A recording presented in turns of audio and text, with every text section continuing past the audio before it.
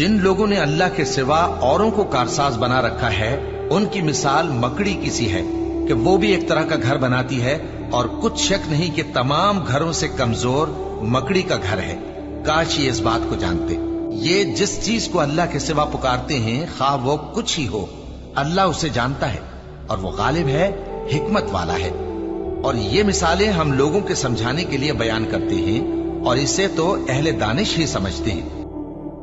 तो जिस वक्त शाम हो और जिस वक्त सुबह हो, अल्लाह की तस्बीह करो, यानी नमाज पढ़ो। और आसमानों और जमीन में उसी की तारीफ है। और तीसरे पहर भी और जब दोपहर हो, उस वक्त भी नमाज पढ़ा करो। वही जिंदा को मुर्दे से निकालता है, और वही मुर्दे को जिंदा से निकालता है, और वही जमीन को उसके मरने के बाद जिंदा करता है, और इसी तरह तुम दोबारा जमीन में से निकाले जाओगे।